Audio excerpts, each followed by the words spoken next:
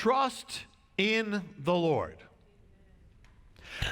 Notice the contrast. First it says, don't worry, don't fret, don't fear. Then it says, trust in the Lord.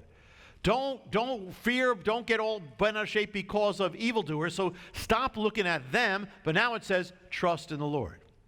That's the first antidote right there. The antidote to fear is not trying not to be afraid. The antidote to fear is trusting the Lord.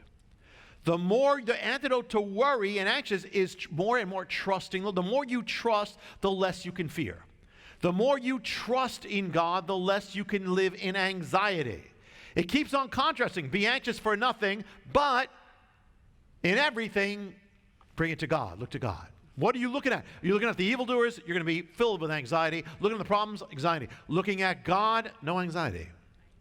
We think that the answer is getting to the problem. We're fear. The fear is we want to get rid of the problem and then we won't be afraid. But that's not the answer. The antidote is faith, trust. The Lord is my shepherd. I will not fear.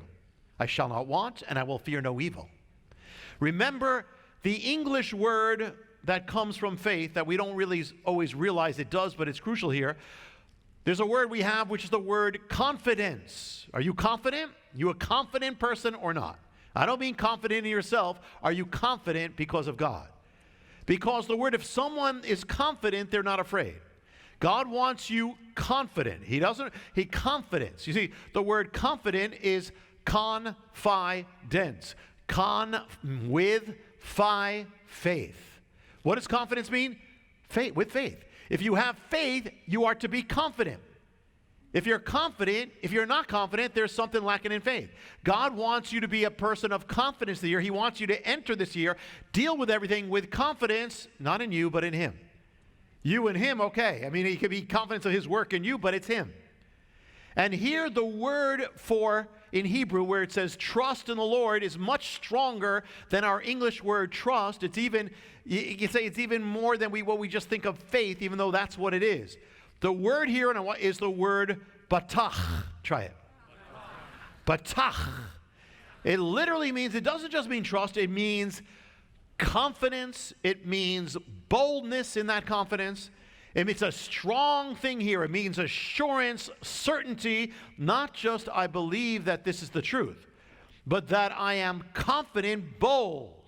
So many believers do not live. The faith they live in is not that, and that affects whether you're victorious or not. Their faith is, I hope so. I hope God will come through. You know, I believe it's true, but I'm dealing with all this. That's not Batakh. Batakh is confidence, sureness, secure, and bold. And even the word sounds like it. Batakh. What does this mean? In the Lord, it is not just trust here. It means full-on confidence. You're sure. I am sure of His word. I am sure. I am secure in my salvation. If you're worrying every day if you're saved or not, that's not holy. That's a lack of faith. Because it's not a faith in how you're doing. It's a faith on how He's doing. Faith, bold. Bold, am I secure? Bold in the word. Bold in my salvation. I am sure of it. Not because of me, but because of Him. And even if I don't feel it, I choose to be sure of it. I choose. It says, I will trust in the Lord. It's a verb. So it's not just, well, do I have faith or do I not have faith? I will trust. I will Batakh. I will be sure in God. I'm going to stand on God even if I don't feel like it. Even if I don't feel it, I'm going to stand in it. Batakh. Trust. Bold. Trust. Batakh in Adonai. Batakh in the Lord. I am bold. You know, some people preach faith. Our faith is not about faith. Our faith is about God. It's not faith. I don't have faith in my faith. I have faith in God, who is bigger than my faith. You understand? It's not so people say, well, you have enough faith. You can. No, there's a truth to the more faith you have, but not in faith, but it's faith in God. Trust, have faith in God. Not in myself, but in God. But in Him, I can be confident in how He's doing it in me. I am confident of what? That He's going to do whatever I ask? No, as some people preach. But that He is good. And that He is mighty. And that He's mighty good. And He loves me. He loves you. and his love is strong. I've got faith in that. I have faith in his word. I have faith in them. Put your faith, your Batakh, in the promises of God. Not just that I believe and I hope, but I am sure of it. It said it. So Lord, I'm stepping out of the boat. I'm going with it. Be Batakh about his goodness. I don't have to understand what's happening. Maybe I don't like what's happening. Maybe there's something in my life I say, why God? It's not that you can't say why God, but I don't have to understand it. At the end of the day, I put my Batakh in God. God is right. I may not understand it. I will at the end.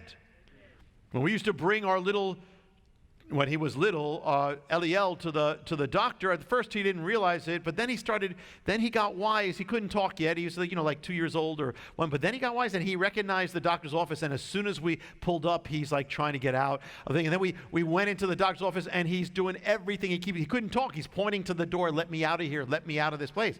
Well, he's going to get a shot. He could never put it together why we were torturing him. But it was for his own good. He knows it now.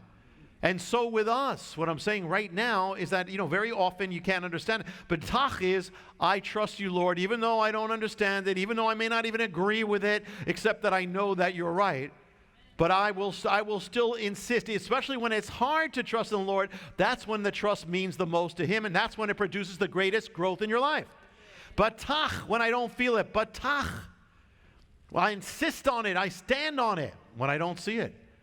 When we were going to this building and everything was voted down or didn't pass the vote, and we bought a building that we couldn't use. We had no way out. We had nowhere to go, nothing. We couldn't move in here. We're losing the other one. I remember it was just totally hopeless, and yet I just remember like the next day it just welled up in me.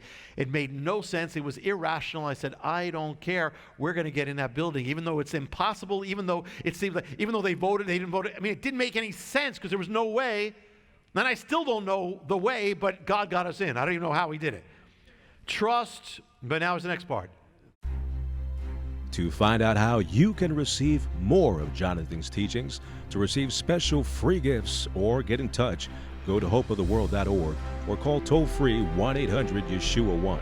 That's hopeoftheworld.org or call 1-800-YESHUA-1. That's 1-800-937-4821. You can also get more at Jonathan Cahn's Facebook page or write us direct at Hope of the World, Box 1111, Lodi, New Jersey 07644, USA.